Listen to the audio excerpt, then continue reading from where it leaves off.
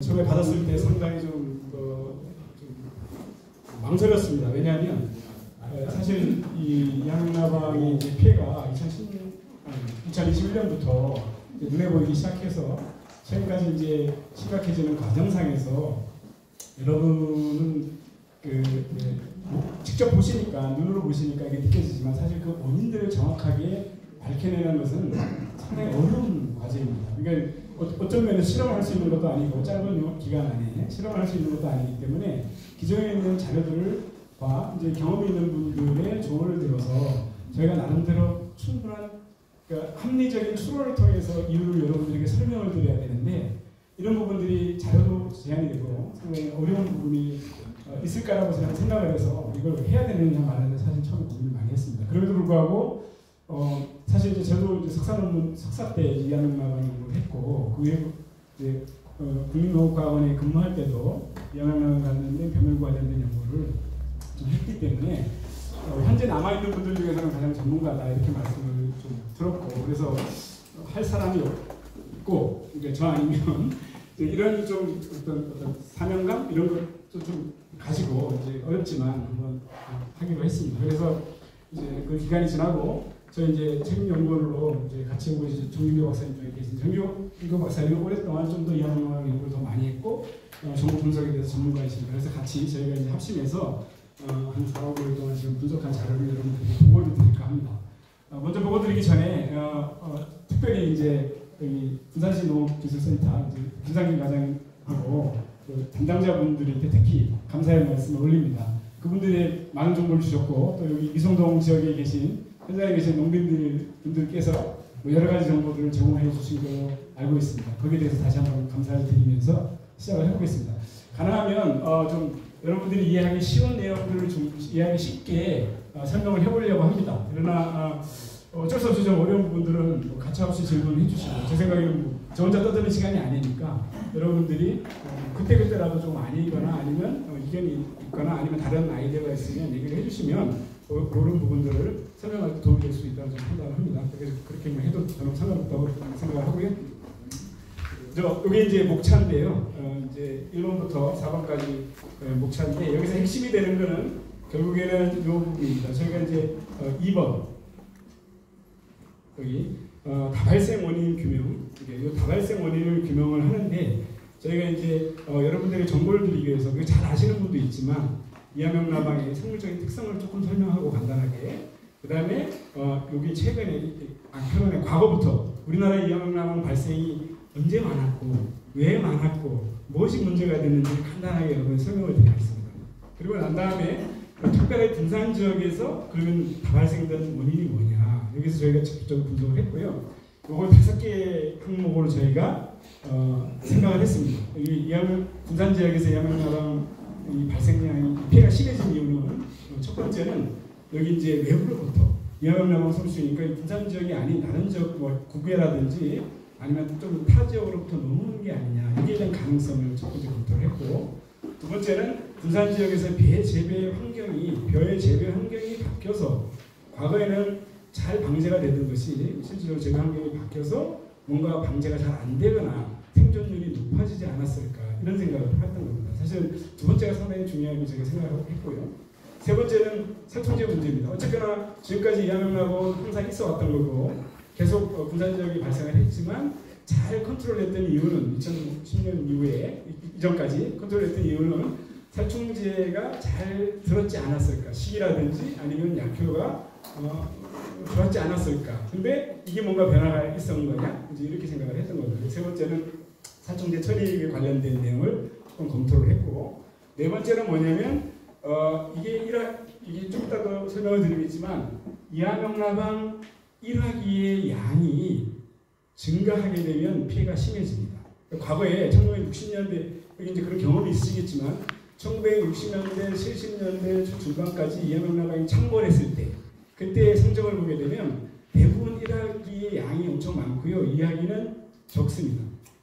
근데 그 이양나방의 피해가 줄어들기 시작한 거는 70년대 후반부터인데 그걸 학계에서는 어떻게 분석하냐면 통일교에 보급하고 보험문자리 보급으로 보고 있습니다. 왜냐하면 통일교가 이제 보급이 되면서 보험문자리가 보급이 돼서 이게 이제 그 이양 시기가 빨라진 겁니다. 이양 시기가 빨라지니까 이양나방은 1년에 2번 나오는 걸로 알려져 있거든요. 봄나방이 한 번 있고 가을나방이 있는데 이게 이양 시기가 빨라지다 보니까 재배 시기가 앞당겨지고 재배 시기가 앞당겨지니까 수확 시기가 빨라지게 돼요.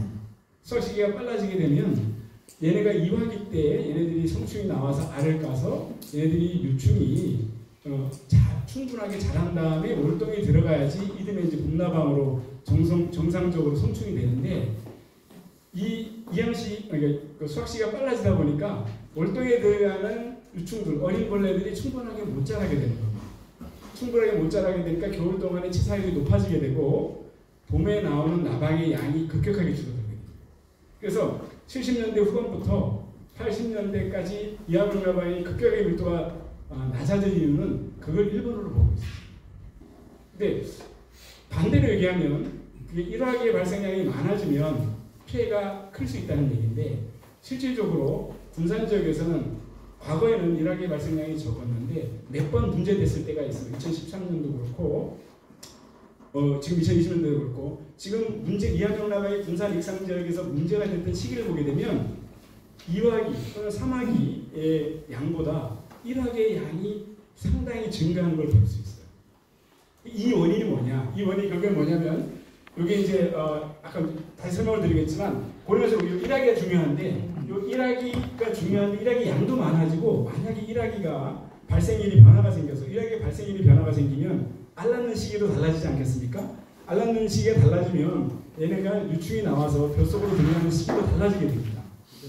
달라지게 되면 결국 제가 정상적으로 약을 쳤을 때 얘네들이 죽이지를 못하게 되는 거예요. 정확하게 맞추지를 못하게 되는 거예요. 시기가 당겨지거나 느려지거나 아니면 발생량이 많아지거나 쪽 일화기 성충 발생에 관련된 특히 발생 일자가 당겨졌냐 이런 부분들을 저희가 검토를 해봤습니다. 왜냐하면 발생 시기가 당겨지게 되면 이화기가 나오는 시기도 당겨지고 그러면 여태까지는 없었던 삼화기가 나올 수 있는 가능성이 있다는 얘기가 되는 겁니다.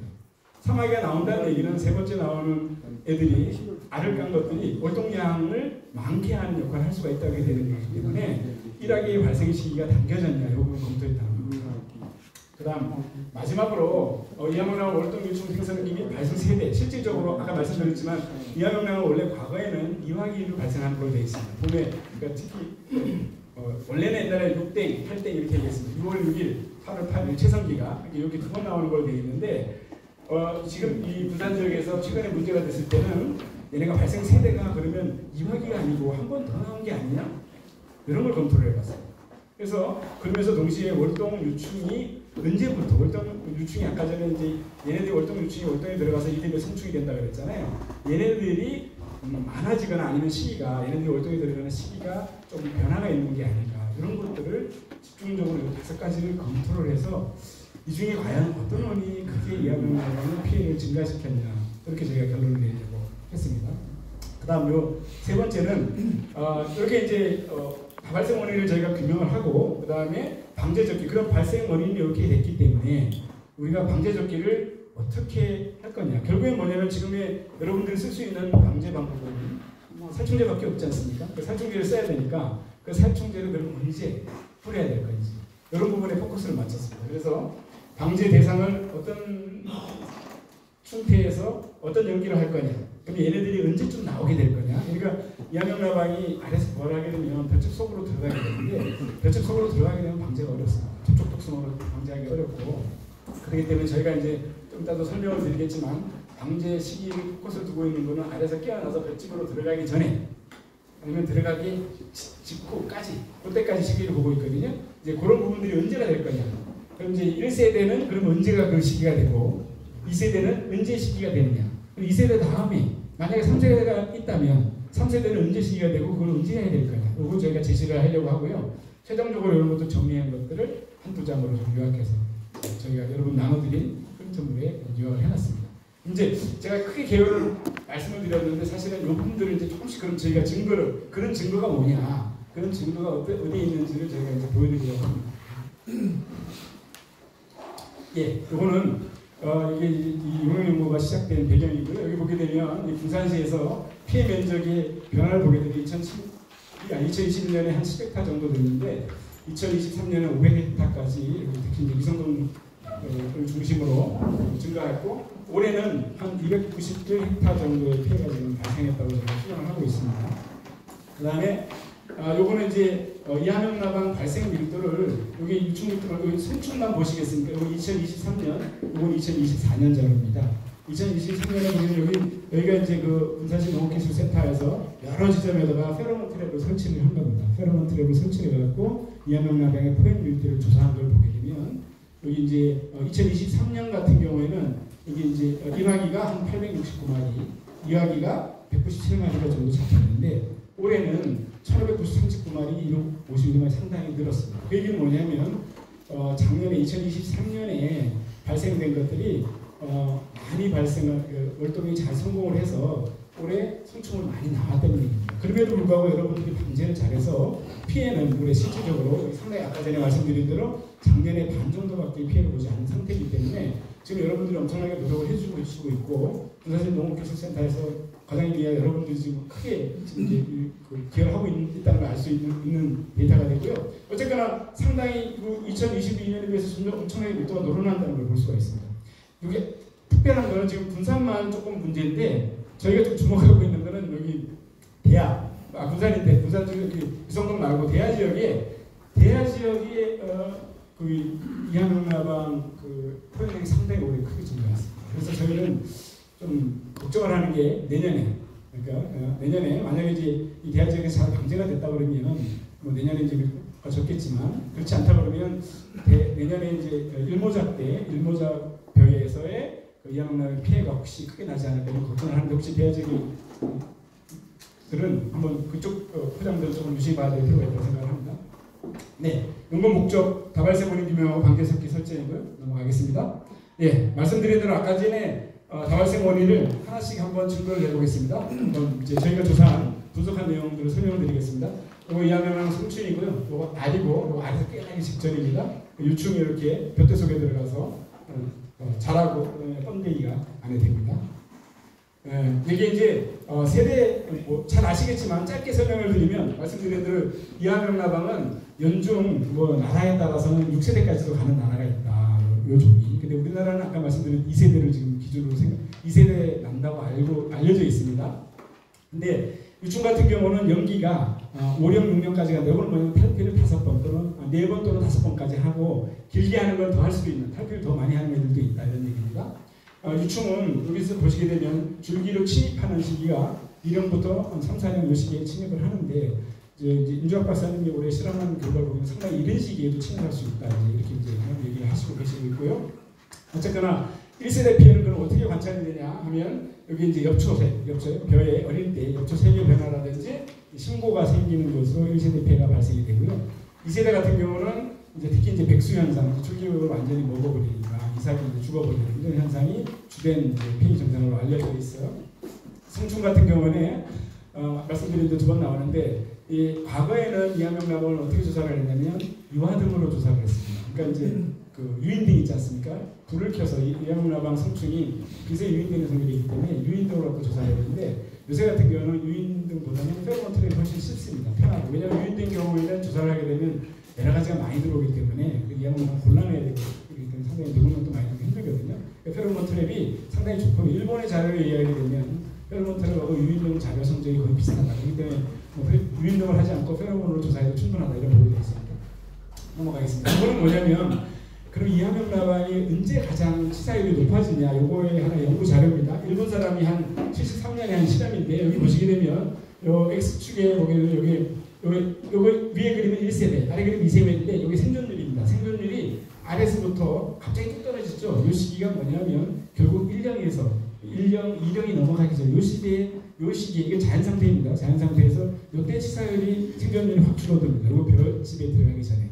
그러니까 벼집에 줄기에 들어가면 그 다음부터는 생존율이 상당히 느리게 떨어집니다. 그래서 이걸 왜 보여드렸냐면 역시 우리가 이제 타겟으로 방제를 해야 되는 얘네들의 생존율을 사망률을 높일 수 있는 이 시기를 이때로 봐야 된다. 이런 자료가 되겠고요. 이게 이제 아까 제가 말씀드린 그 전국적인 발생 상황인데 이 그림이 1965년부터 여기 이제 제가 자료를 정리한 자료입니다. 보시게 되면 여기 파란색이 1화기 성충량이고요. 여기 빨간색이 2화기 성충량입니다. 여기 보시게 되면 1학기 성충, 2학기 성충량은 줄어들긴 줄어들었지만 크게 줄어들지 않았잖아요. 그죠? 연도간에 보게 되면 60년대부터 70년대까지 많이 안 줍니다. 그러나 이 1학기 성충량은 70년대 초반에 상당히 많이 잡혔었어요. 그러다가 이게 급격하게 줍니다. 이 급격하게 준 이유가 70년 이후에 73년, 23년 이후에 급격하게 줄게 되는 이유가 벼의 재배 양식의 변화 때문이라고 보고 있습니다. 말씀드린 대로 이와기 얘네들이 유충들이 충분하게 섭식하기 전에 벼가 수확이 이루어지다 보니까 또 그때 콤바인 수확이 보편적으로 되니까 낫으로 자르게 되면 상당히 길게 잘라지잖아요. 과거에는 그 콤바인 수확이 일반적으로 복화되다 보니까 상당히 짧게 잘라지고 얘네들이 그 줄기 속에서 논에서 월동하는 양이 상당히 줄어들게 되는 겁니다. 이 두 가지를 가장 큰 요인으로 보고 있거든요. 그래서 일하기가 극하게 감소하게 되면서 전체적으로 발생량이 줄어들게 되는 겁니다. 그래서 피해가 이제 상당히 약해지고 이게 이제 나름대로 이렇게 이제 쭉 가다가 80년대 중반에 약간 올라오는데 이때 잠깐 올라오다가 아직 뭐 전국적으로는 이게 거의 그냥 일정하게 유지되는 상태입니다. 이 오른쪽은 전국적으로 이제 발생되는 면적으로 좀 심한 지역, 주로 아무래도 서해안 쪽에 배양병의 피해가 심했다는 걸 보여주는 그림입니다. 넘어가겠습니다. 요거는 뭐냐면 국지적으로 이제 우리나라에서 국지적으로 이항나방이 문제가 됐던 해가 있습니다. 그게 뭐냐면 여기 2010년입니다. 2010년에 이게 마찬가지 군산 익산 지역이었습니다. 군산 익산 지역에 2010년부터 12년까지 문제가 돼서 그때 연구를 했고요. 이때 연구를 보게 되면 다른 자료는 뭐 불확실한데 여기 보게 되면 신동진에서 피해 줄기율이 11.5%까지 유심을 또 상당히 높은. 그러니까 요 당시에 뭔지는 모르겠지만 정확한 이유는 모르겠지만 이때 한번 2010년에도 크게 문제가 된 적이 있었습니다. 그러고 난 다음에 이 군산 지역이 2020년대 초중반에 어떤 이제 그 군산 지역이 문제가 다시 되고 있는 거예요. 한 10년 만에 다시 이제 크게 문제가 되고 있는 상황입니다. 저희가 이제 이 군산 지역에서 그럼 다른 지역은 괜찮은데 군산 지역만 특별하게 피해가 많이 나는 것을 말씀드리고 여러 가지 고민을 해봤는데 첫 번째부터 5가지를 제가 말씀드렸잖아요. 하나씩 제가 설명을 드릴게요. 첫 번째, 해외로부터 아니면 타 지역으로부터 이항나방이 날라 들어왔을까 보게 되면 해외 지역으로서 피해가 되는 증거를 못 찾았습니다. 왜냐하면 그거는 저희가 좀 이따 뒤에 여기 이제 이항나방 그 페로몬으로 잡힌 그 페로몬 트랩 부살 성적이거든요. 이게 1세대고요. 요게 사실은 겹쳐지는데 여기 모호하지만 요게 2세대, 요거는 이제 정확하게 알 수가 없습니다. 지금 현재까지는 잘 모르는데 이렇게 크게 두 덩어리가 생깁니다. 이렇게 두 덩어리가 생기는데 이 외에 이 덩어리가 생길 때도 특별하게 특정한 날에 대규모로 잡히는 시간이 없었습니다. 마찬가지로 이 사이에서 어느 시점에서도 페로몬 트랩에 대량으로 포획되는 시기가 없는 걸로 봐서 우리가 해외로 중국이나부터 이런 쪽이나 아니면 뭐 타 지역으로부터 군산 지역으로 특별히 이 지역으로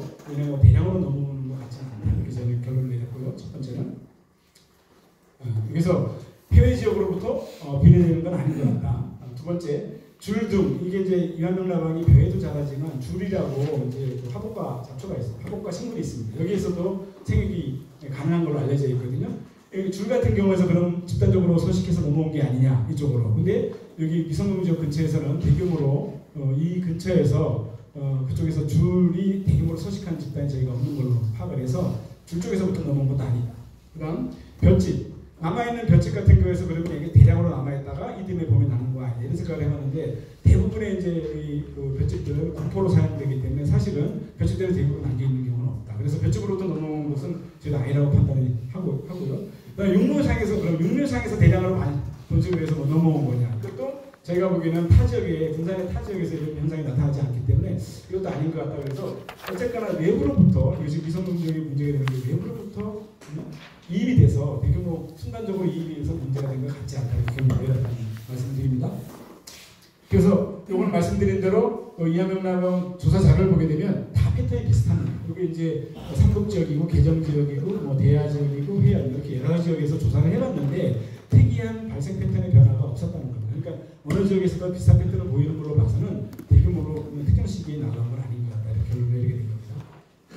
그다음 이제 저희가 주목하는 게 이건데 군산 지역의 배재배 환경의 변화입니다. 보게 되면 이거 이제 먼저 맥류재배 면적을 먼저 좀 보여드리면 이게 첫 번째 슬라이드가 전국적으로 맥류재배 면적이 가장 많은 데는 전남, 전북, 경남 이렇게 되어 있고요. 그다음에 여기 전북 지역에서만 보게 되면 김제, 부안, 군산 이런 지역입니다. 그러니까 군산이 전북 지역에서 여기 이제 뭐 겉보살벌이를 합쳐서 맹류가 한 3번째로 많이 재배되는 지역이라는 걸 먼저 말씀을 드리고, 특히 이제 저희가 문제가 됐던 이 미성동 지역에서의 이모작, 이 맹류를 재배하는 이모작 벼의 논의 대략적인 비율을 보게 되면 한 50에서 60% 가량 됩니다. 그러니까 회안이나 대하에 비해서도 부산 전체는 22%인데 이 미성동 지역은 특히 이모작 비율이 높다. 이걸 저희는 좀 주목을 했고요. 이제 이모작이 그러면 왜 문제가 되냐? 이제 여기서 좀 지루한데 좀 자세히 이게 중요한 포인트인데, 이모작 논의 비율이 높아지면 무슨 문제가 생길 수 있는지 저희가 검토를 해본 게, 첫 번째는 뭐냐면 이모작 논이 생기면 일모작 심긴 다음에 6월 중순 이후부터 이모작 논이 생기게 되면 일모작 때 심었던 벼들 있지 않습니까? 그때 벼의 생육과 달리 이모작 때 새롭게 생긴 벼들이 생기게 되면서 요 미성동 지역의 벼 전체, 그러니까 내 논만 생각하지 마시고 미성동 전체 지역으로 봤을 때 이 벼가 상당히 다양한 생육 환경에 놓여지게 되는 거예요. 여러 개의 생육 환경, 모자이크처럼 이하경남항이 생육하기 좋아지는 벼의 논들이 많아진다고 생각하시면 됩니다.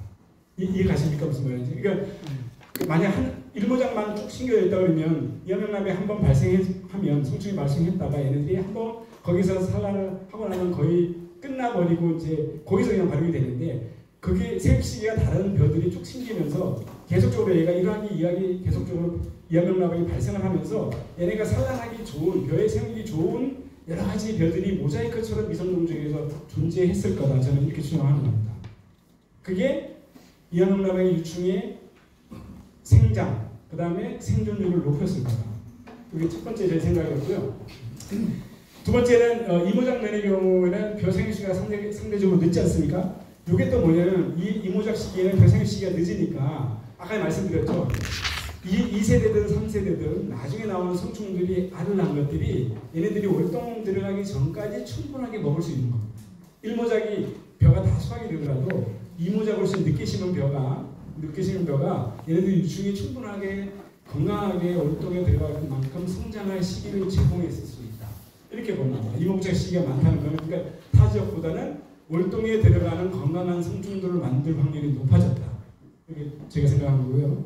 그 다음에 이게 이모작 지대가 많으면 벼 수확 후에 대부분 경운하실 분도 있겠지만 경운하지 않고 여기에서 이제 그냥 보리를 심기 때문에 여기 같은 경우에 이제 겨울철에서 그 수확한 그루터기에서 이하경나방이 아주 좋은 월동 환경이 제공이 되고, 동시에 이듬해에도 계속 보리가 자라면서 그 그루터기에서 얘네들이 아무래도 보리가 자라게 되면 식물체가 있기 때문에 완전히 나대지보다는 훨씬 더 그쪽의 온도가 안정적으로 유지될 가능성이 있거든요.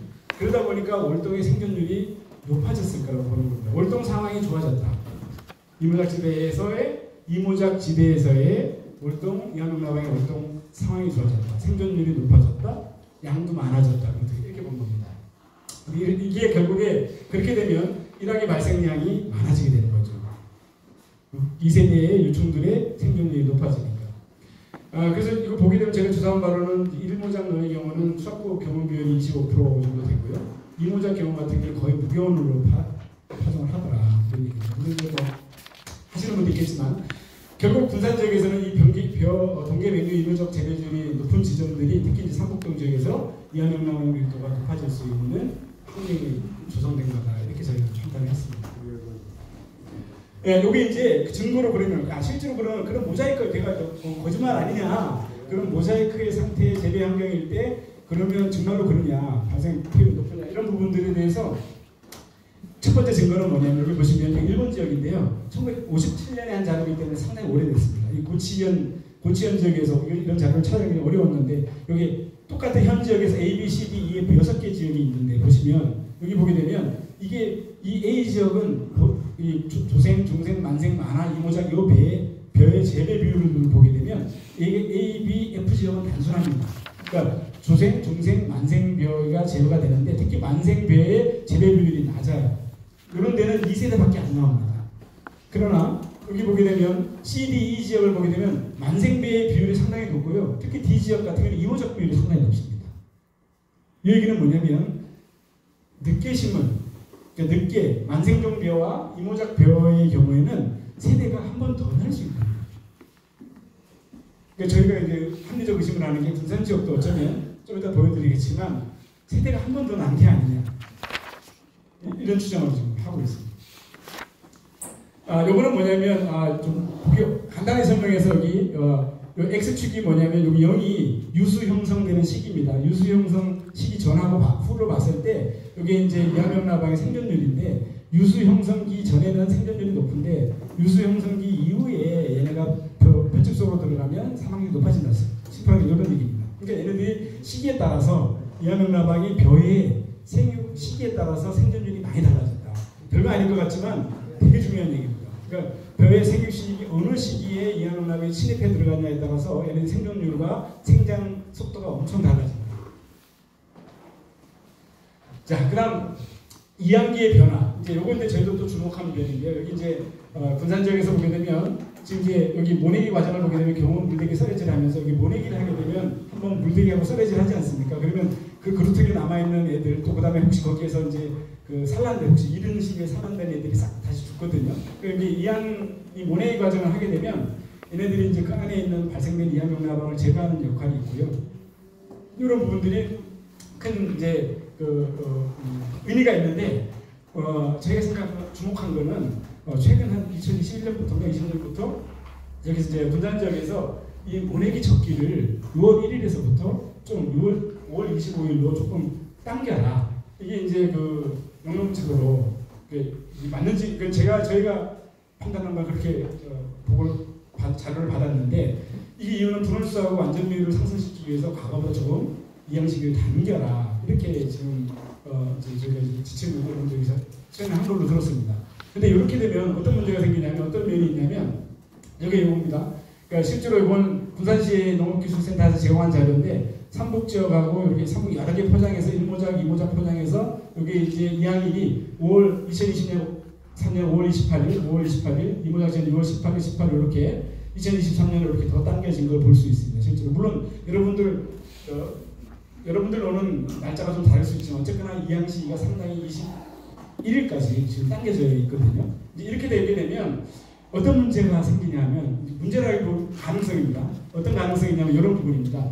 이게 뭐냐면 아까 전에 이항을 하게 되면 이항하는 순간에 그 안에 있는 걸 다 죽인다 그랬잖아요. 그죠? 죽이기 때문에 사실은 밀도가 줄게 됩니다. 근데 그 얘기가 뭐냐면 여기 보시게 되면 여기 요 위에 있는 그림이 전혀 이항을 고려하지 않고 다 얘네들이 하나도 안 죽고 다 살았다고 가정했을 때를 100으로 보면 만약에 얘가 이항일을 내가 이제 5월 30일에 한 이항 시기를 5월 하순으로 이항했을 때는 이항 시기를 고려하지 않을 때보다 한 1.4배 아니라 91%로 줄어듭니다. 원래 이항일을 고려하지 않고 얘네 다 죽였다고 가정을 하게 되면 100인데 얘네들이 이항일을 고려하면 한 9% 정도를 죽입니다. 그걸 죽여서 91%가 발생을 하는데요. 이게 이제 5월 하순에 이항할 경우는 이렇게 되는데 6월 1일 이항을 하게 되면 이게 살아남는 애들이 66%로 뚝 떨어집니다. 이게 무슨 얘기냐면 쉽게 얘기해서 이항이 늦어지면 늦어질수록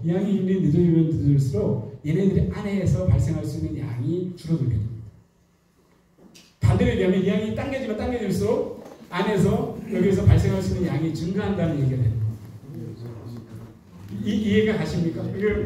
마찬가지로 요거는 이제 우리가 그 프로그램으로 시뮬레이션 한 건데 요거는 군산 지역이고 이게 삼북도이고 요건 대하면인데 대하면 같은 경우는 요 송충을 기준으로 해서 저희가 시뮬레이션 한 겁니다. 요 송충을 이렇게 발생했다고 가정하고 봤을 때 여기 5월 하순에 이항했을 때하고 6월 1일 날 이항했을 때 비교해 보면 5월 하순에 이항하면 6월 1일에 이항한 것보다 무려 3.2배의 이하명나방의 양이 많아져요. 즉 이항이 당겨지면 얘네들이 성충의 산란에 의한 얘네들의 성충의 산란량이 그 이항된 거에 의해 많아지고 발생량이 많아질 가능성이 있다. 예, 요거는 이제 2세대인데 2세대 같은 이모작농 같은 경우는 이항이 6월 중순이 하순이기 때문에 이때는 이미 성충들이 5월달에 다 나왔기 때문에 사실 이모작벼에서 6월 중순 18일, 6월 중순 이후에 이항이 되는 거에서는 사실 새롭게 1세대, 월동세대가 살아나는 양은 거의 없다고 보시면 됩니다. 즉 거의 1세대에서 피해 나는 경우는 거의 없다. 이모작농에서. 예, 요거는 그래서 그게 그러면 저희가 좀 저희가 거짓말하는 게 아니라 어떤 자료에 근거했냐면 이게 과거 사료 이게 1988년하고 1989년에 실제로 광주 지역에서 실험한 성적입니다. 실험한 성적을 보게 되면 여기 빨간 선이 4월 30일 날 이양한 선이고요. 여기 보라색이 5월 15일 이양, 여기 파란색이 5월 30일 이양하는 건데 여기 선들이 뭐냐면 여기 이항용나방의 발생량입니다. 이항용나방 발생량이 이 이항시기가 당겨지면 당길수록 양이 많은 걸 볼 수가 있죠. 마찬가지입니다. 여기는 89년도 마찬가지입니다. 여기 파란색보다 보라색보다 빨간색이 얘네가 이항시기가 당겨지면 양이 훨씬 많아진다는 게 실제로 실험적으로 증명된 사실입니다. 예, 마찬가지로 여기 그러면 양만 많아졌지 피해율도 그럼 달라졌냐? 피해 조사를 해봤더니 마찬가지로 그 앞에 한 실험의 연속입니다. 88년하고 89년에 4월 30일에 이양했을 때, 5월 15일, 30일, 6월 15일, 30일 이양했을 때 보게 되면 피해 여기 줄기 피해 비율을 보게 되면 20.2, 18.2 이양일이 늦어지면 늦을수록 피해 줄기율이 급격하게 감소합니다. 이양일이 빨라지면 피해가 많아진다는 증거입니다. 마찬가지로 이것도 마찬가지죠. 여기 앞에는 그 광주에서 한 실험이고 충북 청원에서 1973년에 한 실험도 마찬가지입니다. 보시게 되면 5월 20일, 6월 5일, 6월 20일 이항일을 봤을 때 이게 이제 피해 줄기율이 12.5%에서 4%까지 피해 줄기율이 감소합니다. 자, 여기까지가 지금 그러니까 분산 지역에서는 좀 나중에 다 정리하겠지만 결국에는 지금 이 위성동 지역에서 어떤 이모작 비율의 좀 변화, 모자이크화, 그 다음에 이항식의 좀 점차적인 단계지 이런 것들 자체가 결국에는 1학기 때의 피해를 일모작지에서 상당히 증가시켰고 이야기의 그 유충 발생량을 많게 하지 않는 게 좀 추정이 되었고 그 다음 살충제 처리 결과가 혹시 뭐 바뀌는 게 아니냐 이걸 저희가 추정을 해봤는데 이거는 사실은 실험적으로 증명해야 되는 거기 때문에 거의 밝히기가 좀 어려운데 저희는 거의 이론적으로 생각을 한 결과입니다. 살충제 저항성 집단 이거 알 수 없습니다. 그냥 이건 지금 실험을 못 해봐서 과연 기존에 있는 지금 카보술판 여러 가지 여러분들이 쓰시는 살충제 자체가 지금 저항성을 갖고 있냐 이건 저희가 지금 밝힐 수 없었다는 말씀을 드리고 천정밀도 감소기 마찬가지입니다. 천정밀도를 조사할 수가 없었기 때문에 천정밀도의 감소에 의해서 얘네들이 이항용나방이 발생이 많았다. 이것도 저희가 판단하기 어렵다는 얘기고요. 육묘상 처리 사용량이 달라졌냐 이것도 뭐 여러분들이 육묘상에 이제 이게 얘네들이 그 육묘상 재직 주수라든지 정책적 변화에 의해서 육묘상 처리할 때 그때 이제 양량이 좀 줄어들어서 좀 얘네들이 생존율이 높아진 게 아니냐 이렇게 이제 말씀하시는 부분은 이거는 나중에 한번 종합 토론으로 여러 가지 여러분들의 의견들을 좀 한번 해봐야 될 것 같은데 저희 영역에서는 요거 실험을 할 수 있는 게 아니기 때문에 이건 알 수 없었다는 말씀 마찬가지 드리고요. 살충제 처리 시기는 여태까지 과거부터 해왔기 때문에 과거부터 해온 방식으로 여러분이 했기 때문에 살충제 처리 시기가 문제가 됐다고 보기는 저도 어렵다는 말씀을 드립니다. 그러나 결국에는 살충제 관련된 문제는 실험해보지 않으면 알 수 없다. 그래서 저희 용역과제에서는 여기에 관련돼서는 뚜렷하게 어떤 의견을 제시하기 어렵다는 말씀을 드리고요. 제가 발표가 끝난 다음에 김주락 박사님이 일부분지 그런 부분에 대해서 아마 답을 주실 수 있을 것 같습니다. 네, 요거는 이제 여러 가지 사용된 여기 분산적인 사용된 여러 가지 살충제들을 나열했고요. 이 중에서 보게 되면 한 가지 말씀드릴 수 있는 거는 여기 작용 기작을 보게 되면 1A, 1B 얘네들의 살충된 사용된 살충제들이 작용 기작이 좀 비슷해서 계속 연용할 경우에는 얘네들의 저항성이 발달할 수도 있겠다. 이 정도로 말씀드리고자 합니다. 네. 다음입니다. 이항용나방의 그럼 발생 일이 아까 전에 말씀 네 번째로 발생 일이 당겨졌냐, 이 발생 일의 변화가 있었냐. 저희가 이제 실험을 본 결과는 여기 보게 되면 아래 그래프를 보시게 되면 X축이 연도입니다. 2006년부터 2024년도고요. 이게 뭐냐면 성충이 발생된 성충 50% 성충 발생한 날짜들을 여기 이제 1월 1일부터 조사를 해보니까 문제가 됐던 2021년부터 보게 되면 19년, 20년에는 여기 발생일이 상당히 늦었는데요. 2021년부터는 좀 당겨진 걸 볼 수 있습니다. 어쨌거나 이 부산 지역에서 기상 자료를 봤을 때 과거에 비해서 이항용나방 1학기 성충의 50% 발생일이 당겨졌다. 이거는 저희가 확인한 결과입니다. 그래서 이렇게 당겨진 것들이 아무래도 말씀드린 대로 2세대, 3세대까지 나올 수 있는 시간적인 여유를 제공하지 않았을까 이런 생각을 해봤습니다. 요 자료는 뭐냐면 마지막으로 이암흑라방이 이제 월동유충에 관련된 겁니다. 이암흑라방 월동유충은 언제 생기냐, 그리고 이제 언제서부터 생기냐, 이걸 조금 여러분들이 정보를 줄 필요가 있다는 생각을 했고요. 좀 이게 복잡한데 간단하게 여기 오른쪽 그래프만 한번 봐주시겠습니까? 이게 뭐냐면 저희가 이제 정진교 박사님께서 2014년에 실험한 겁니다. 여기 보게 되면 6월 1일 여기 이제 이암흑라방은 아닌데 이암흑라방과 비슷한 애입니다. 킬로 속에 속하는 애인데 아마 이암흑라방하고 동일할 거라고 보고 있습니다. 여기서 무슨 얘기를 하냐면 6월 1일 날 나온 유충, 6월 1일 날 부화한 유충들은 그 해에 6월 7월에 다 이렇게 성충을 우화한다는 겁니다. 이듬해까지 월동에 못 들어간다는 얘기입니다. 그러나 6월 21일 날 부화한 유충들은 그 해에 성충도 되고 일부는 남아있다가 이듬해까지도 간다, 이런 얘기입니다. 그러니까 이 얘기는 무슨 얘기냐면 결국에 저희가 그러니까 일하기 늦은 시기, 즉 만약에 아주 소수라도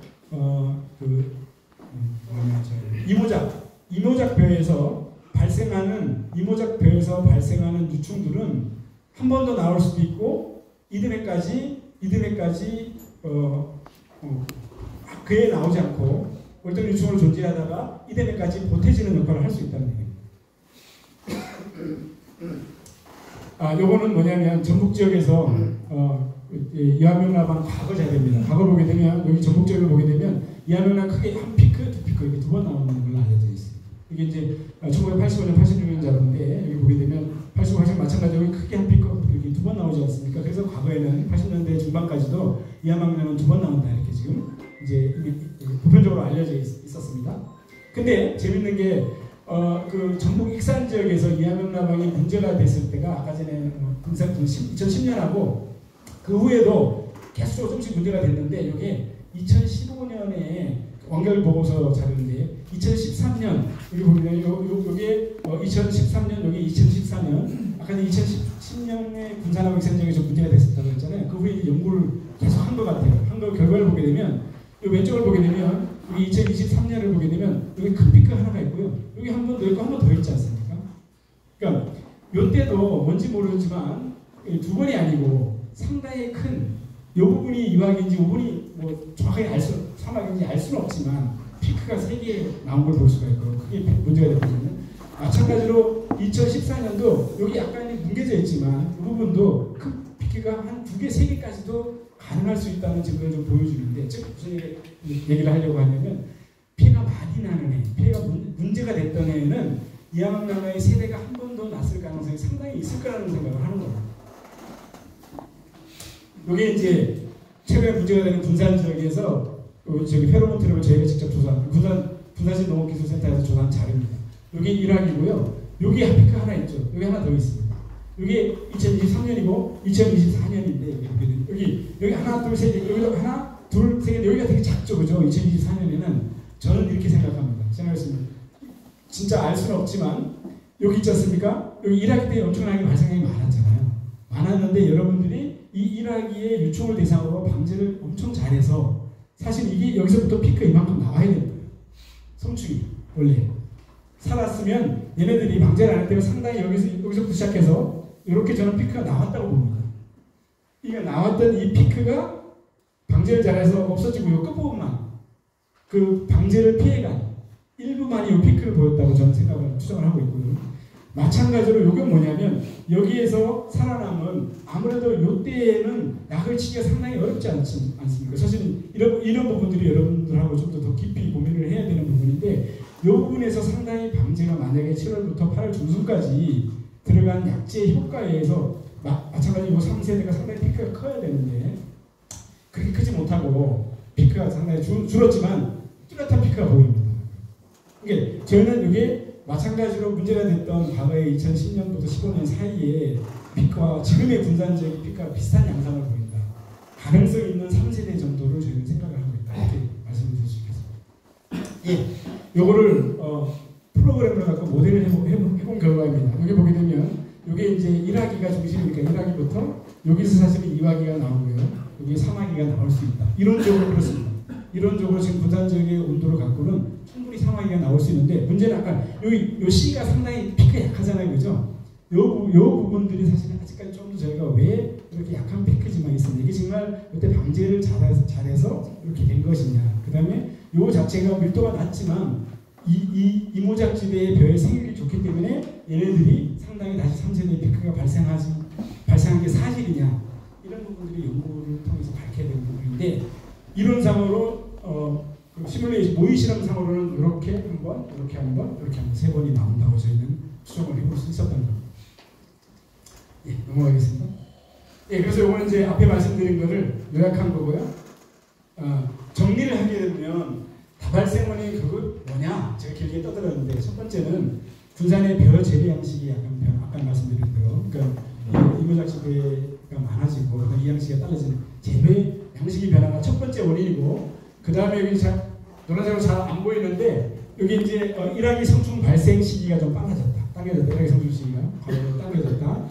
그 다음에 3세대가 나와서 3세대 나온 것들이 알을 깐 게 이듬해 월동량을 증가시켜서 이듬해 많아지는 이게 반복이 됐다. 몇 년 동안에. 이걸 저희가 이제 최종적으로 생각하기는 이 원인 때문에 미성년자들이 발생량이 많아졌다고 판단했습니다.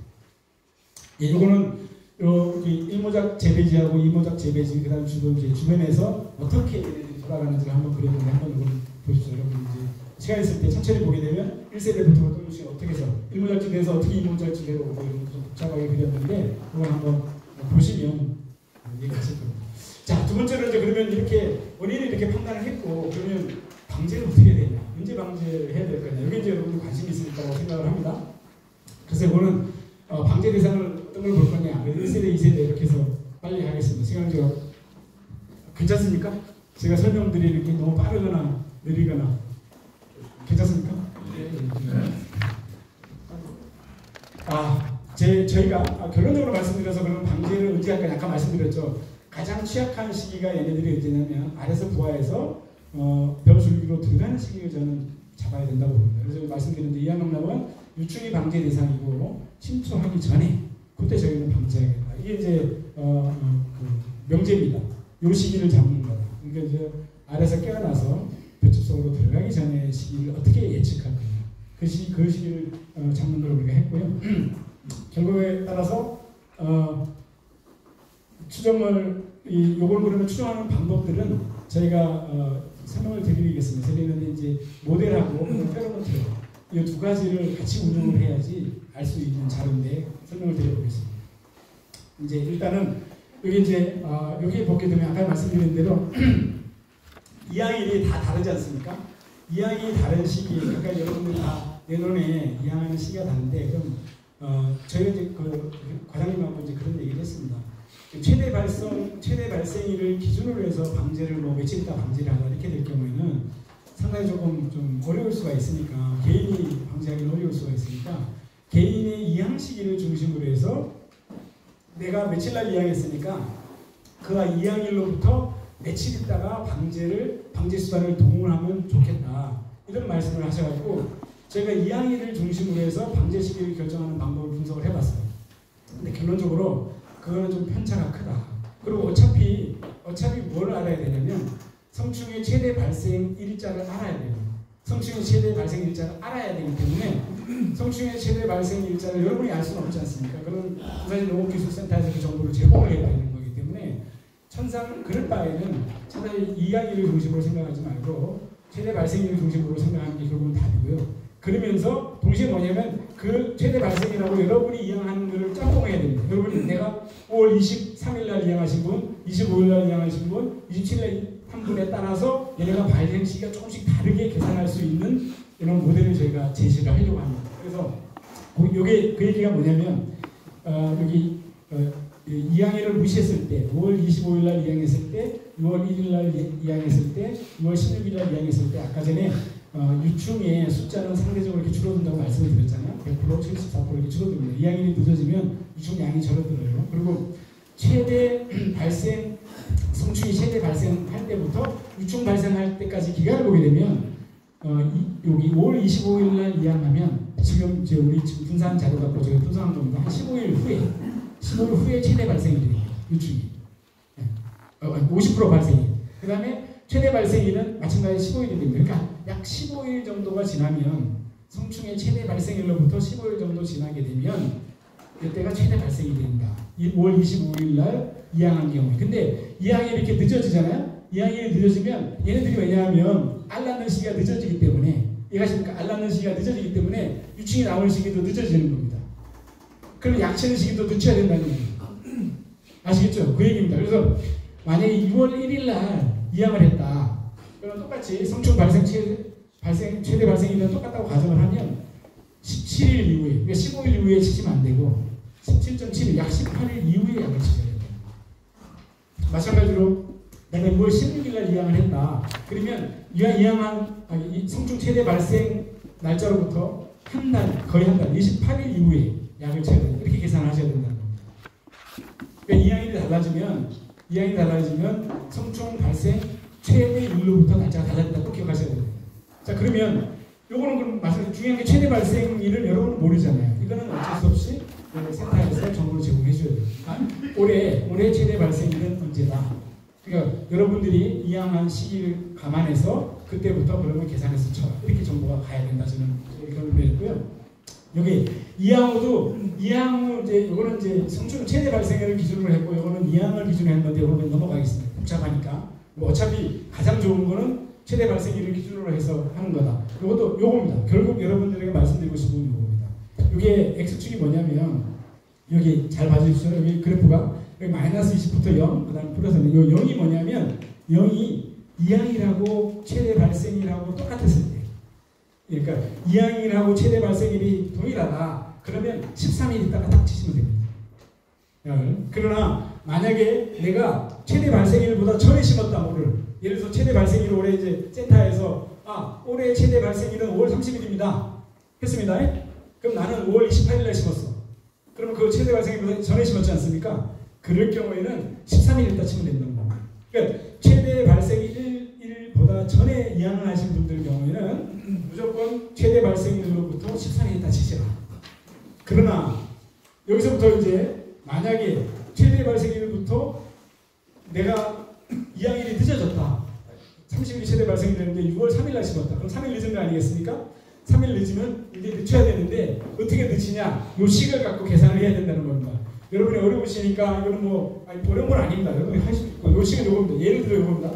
5월 25일 날 이양을 했는데 내가 성충 최대 발생일을 센터로부터 받은 건 5월 20일 날 최대 발생일이라 받았다. 그러면 이양일에서 최대 발생일을 뺍니다. 그럼 25일에서 20을 빼고 5지 않습니까? 5를 요 식에다가 집어넣으면 총 15.5일 정도가 나옵니다. 그러니까 내가 요 같은 경우는 내가 만약에 5월 20일 날 최대 발생일이고 5월 25일 날 심었다 그러면 13일이 아니라 15일, 15.5일, 약 16일 정도 후에 치면 됩니다. 만약에 이게 더 늦어졌다, 더 늦게 심었다 그러면 더 늦게 쳐야 된다. 요 시기에 의해서 결정이 된다. 요거는 1차 시기니까 간단합니다. 여러분 여기다 숫자만 집어넣으면 돼. 요 시에다가 X에다가 그 이항일과 최대 발생일의 차이, 여러분이 실제 이항한 날과 차이를 그 날짜만 집어넣어주면 값이 나오게 됩니다. 이렇게 계산하시면 방제 적기를 여러분이 찾을 수 있다. 요거는 이제 뭐냐면 이건 사실은 여러분들은 좀 관심을 들을 수 있는데 연구자로 봤을 때 이게 이제 그 이항일이 늦어짐에 따라서 산란량이 감소하니까 어느 정도 얘네가 이제 피해가 줄어들 거냐, 저희가 이제 실험적으로 한번 본 건데 이항일이 늦어지면 이렇게 직선적으로 피해가 감소해요. 그러니까 조금이라도 늦게 심으면 이항명나방의 피해로는 피할 수 있는데 사실은 뭐 등승밀이나 흉작 같은 경우는 더 나쁘겠죠. 그렇죠? 어쨌거나 뭐 이거는 연구적인 개념, 연구자의 개념으로서 제시한 성적이고요. 이런 식으로 이항일과 피해의 발생 양만을 이렇게 반비례한다. 보여드리는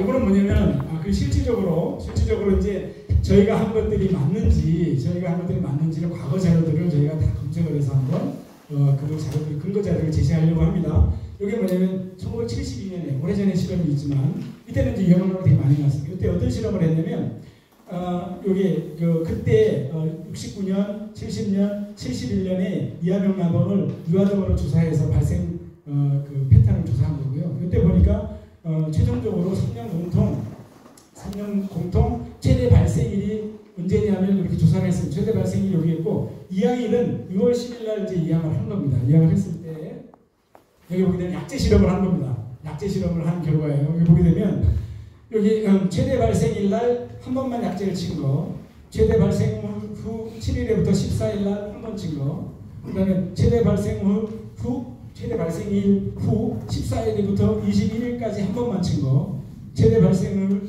후부터 21일, 28일까지 한 번만 친 거, 이렇게 봤을 때 이 파란색으로 보면 나머지는 방제가가 31% 80%밖에 안 되는데 최대 발생일 후부터 14일에서 21일 사이에 딱 한 번 친 경우, 이때 방제가가 97.3%가 나옵니다. 기준이 최대 발생일입니다. 네.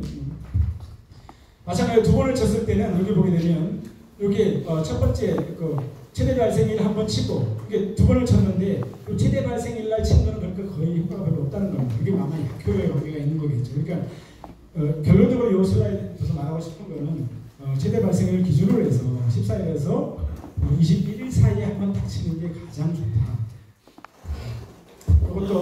요거는 이제 이항일에 따라서 한번 해봤습니다. 여기는 이제 한번 이항일이 동일한 거고요. 여기 이항일이 5월 20일, 5월 25일, 6월 1일 이렇게 이항일이 다르고 이항일 기준에서 살포일에 따른 피해 준비를 조사를 했습니다. 이항 후에서 7일, 14일, 21일, 28일 이렇게 했습니다. 여기 보게 되면 여기 같은 경우는 5월 20일의 경우는 거의 이항일로부터 거의 한 달, 28일 정도일 때가 가장 피해율이 낮았어요. 우리 아까 전에 수식으로 제시한 것과 상당히 유사합니다. 이항일이 상당히 당겨지면 5월 20일로 당겨지면 거의 28일 정도 걸렸었거든요. 그러니까 이항일이 따라서 여기 이항일이 당겨지면 방제 시기를 늦춰야 된다는 근거를 보여주는 겁니다. 예, 요거는 1세대, 앞에까지는 지금 1세대 자료였고요.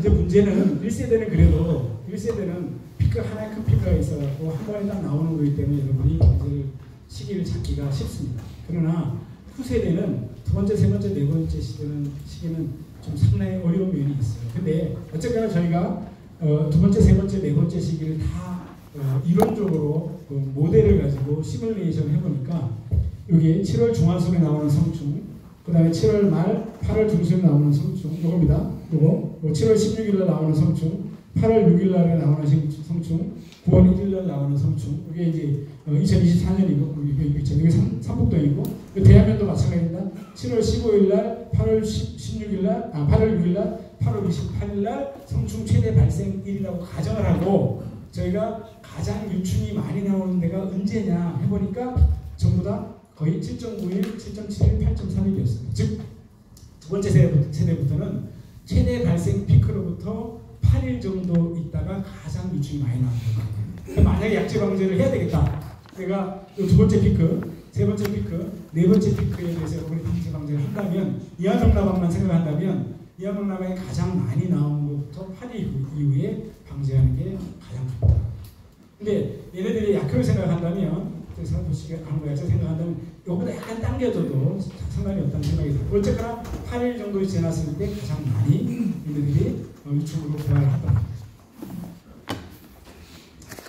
자, 그러면 방제적기에 대한 분석 결과를 저희가 정리를 해보면, 요약을 해보면 이하명나방 유충 대상 살포 시기는 기본적으로 각부암 이제 들어가기 전에 얘네들을 대상으로 해야 된다. 그 다음에 1세대 유충 대상 방제 같은 경우에는 이항일 기준보다는 최대 발생일 기준으로 추정하는 게 낫다는 결론을 말씀드리고요.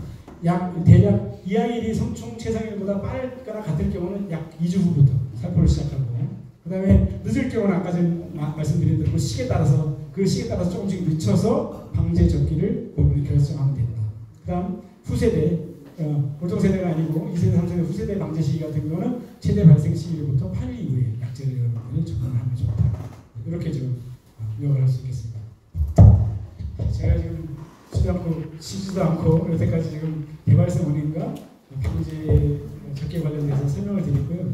이제 요거는 이제 사실은 이게 짧은 시간 안에 저희가 이제 분석을 한 거기 때문에 앞으로 해야 될 연구들이 많습니다. 그래서 간단하게 이런 연구를 했으면 좋겠다 해서 저번에 좀 짧게 읽어보겠습니다. 앞으로 만약 이런 부분도 저희 피해를 낮추기 위해서는 일단 살충제 이용 이하명나방 방제 관련해서 살충제 살포 적기 시기를 조금 더 연구를 좀 구체적으로 해야 될 것 같아요. 물론 이제 좀 좀 이따 하시겠지만 전주학 박사님이 하시고 계시지만 살충제 살포 적개 관련된 실험들을 좀 해야 되겠다. 그 다음에 이제 방제가 실제로 해야 되느냐, 예방제 밀도 관련된 부분을 좀 해서 이제 뭐 앞으로 아무래도 뭐 살충제를 줄이는 방향이니까 그런 연구를 좀 해야 되겠다 생각을 해봤고요. 이 모델 관련, 이학년 발생 예측 관련 이제 예측을 하는 부분에 대해서 좀 더 지금 이제 저희가 제시는 하긴 했지만 그런 부분에서 세대별로 뭐 이제 좀 아니면 또 이제 기존의 페로몬 트랩을 조사한 것 같고 어떤 이제 예측 관련된 부분들을 연구를 조금 더 해서 여러분들에게 좀 더 정밀한 자료를 제공해야 된다는 생각을 했고, 그 다음에 이제 밀도 억제를 하기 위해서 환경, 천적이라든지 월동시에 지금 이제 여러분이 하고 있는 재배 방식보다 뭐 말은 안 될 수 있죠. 물을 댄다거나 아니면 뭐 다른 그런 얘기도 나왔거든요. 아니면 뭐 경운을 만약에 명리를 심기 전에 빠르게 경운을 한번 해서 명리를 파종한다든지, 예를 들어서 그게 가능할지 모르겠지만 예를 들어서 이모작을 할 때 조금 재배 방식들을 할 수 있는 우리가 이런 것들을 통해서 월동의 밀도를 낮추는 방법도 연구 좀 필요하다는 생각을 해봤고, 생활사 이것도 제가 말씀드렸지 않습니까? 이건 진짜 이 미성동 지역만 특히 문제가 되는 게 벼의 재배 시기가 상당히 다양하게 모자이크처럼 분포하기 때문에 얘네들이 연중 계속적으로 적은 밀도지만 계속 발생을 해서 얘네가 한번 알을 까면 몇 개씩 산란을 하기 때문에 얘네가 밀도가 낮아도 얘네가 몇 마리만 살아나와도 상당히 피해를 크게 일으킬 수 있거든요. 그러니까 이런 부분들에 대해서 이 공간 분포가 지금 이런 식의 공간 분포를 했을 경우 정말 피해가 그렇게 날 수 있냐, 이런 것들을 확인하는 작업들이 좀 필요하다는 좀 생각을 해봤고요. 마지막으로 이제 성페로몬 트랩을 연구를 해갖고 좀 더 쉽고 여러분들이 뭐 보편화되게 쓸 수 있는 그런 연구를 좀 해봐야 되겠다, 그런 말씀을 드립니다. 예, 이상으로 제가 발표 연구한 자료 여기까지 말씀드리겠습니다. 예, 감사합니다.